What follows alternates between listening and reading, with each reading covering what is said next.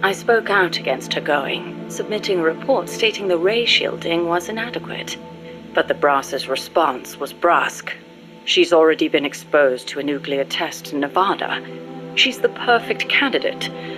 It was completely irrational. Repeated exposure to radiation would only increase the danger.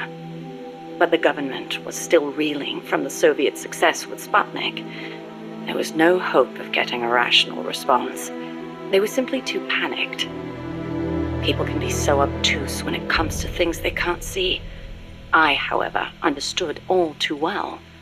Just as invisible ultraviolet radiation scorched my skin, heavy particle radiation from space would cause irreparable harm to human tissue. In a word, she was expendable. It was during the boss's pre-flight checkup that I noticed something strange on the X-ray of her skull. Part of the right hemisphere of her brain was damaged. It seemed inexplicable, given her keen intelligence and amazing physical prowess, but there it was, and I decided to report it.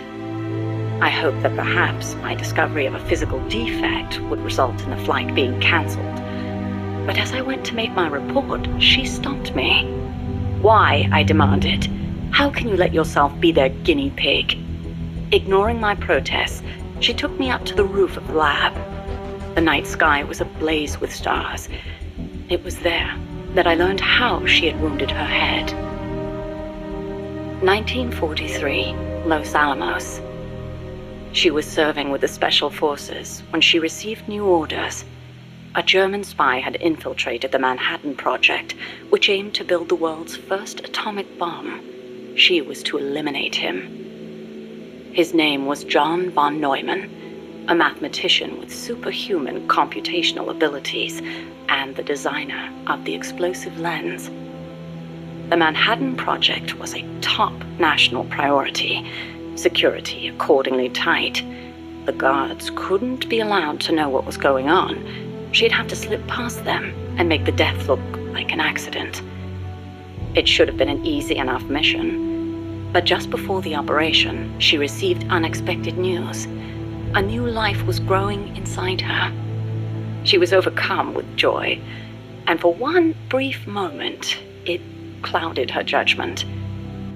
She accidentally got into a shootout with the guards, and without thinking, protected her belly. She was shot in the head. The bullet only grazed the surface of her brain, but the tissue around the wound was destroyed, leaving her in a coma. She wasn't given much chance of recovery, but 3 months later, she woke up. Within 6, she was able to move around as if nothing had happened. It was functional compensation. The other parts of her brain took over for the part that was lost. It made logical sense, but such a full recovery was nothing short of a miracle. Perhaps her superhuman willpower made it possible. Or perhaps my body knew it had to survive for the sake of my unborn child. She smiled as she said that. I understand how she must have felt. "Some have taken to calling me Ms. Left Lobe," she said, "because I'll do anything for the mission." She was tough, yes, but she had feelings too. I knew that better than anyone else. As it turned out, von Neumann wasn't the spy.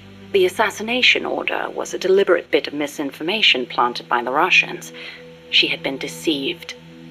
The Eastern and Western camps were united on one point: opposition to the Nazis. The Allies needed to develop that bomb before Hitler did. But in looking ahead, the Russians found the Manhattan Project's progress a little too quick for their liking. Mass production of a uranium bomb, like the one that was eventually dropped on Hiroshima, would be difficult from a material perspective. But a plutonium bomb, once perfected, could be mass-produced, and eventually even miniaturized. And Moscow did not like the idea of America having that kind of head start.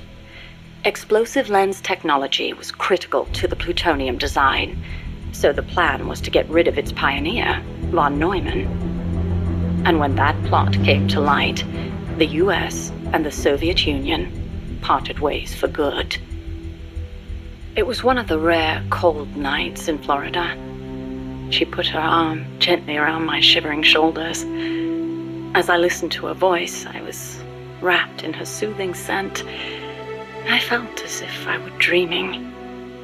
Even in failure, she seemed perfect. Oddly enough, the failed assassination attempt helped preserve America's edge. A true super genius, von Neumann went on to make his mark in numerous fields outside of the Manhattan Project. Economic game theory, stored program computing. Almost all computers today use stored programs, the so-called von Neumann architecture. His death would have set back computing 10 years, and I wouldn't be at NASA doing research. I wouldn't have been there in her arms that night. I thanked the fates for giving me that chance. But then she said something unexpected. I should have killed von Neumann when I had the chance. Why, I asked. Wasn't the order a Soviet plot? I looked up at her as she began to explain. Yes, von Neumann was innocent, and killing the innocent is a grave crime. But I can't help but wonder, had I succeeded, what would the world be like now? Even without von Neumann, the explosive lens would have eventually been developed. Von Neumann architecture, too. But she seemed to believe that if progress had been put off for a few years, then perhaps East and West would have had a chance to work hand in hand. I'd never considered such a possibility, but her tone was confident, assertive. It was as if she intended to make the two superpowers shake hands herself. The explosive lens was developed too early, spawning a Cold War and an endless nuclear arms race, she continued. That mission sprung from deceit, but maybe it was divine providence too. It was like she was speaking to her own child. Her large, warm hand was on my head. I failed the mission because I let the mother in me take over. I should have killed him, no matter how great the guilt. If I'd killed him, I might not have prevented Hiroshima, but maybe I could have saved everyone in Nagasaki. I looked up at her and saw her looking up too, up at the starry sky. Her face showed only deep remorse.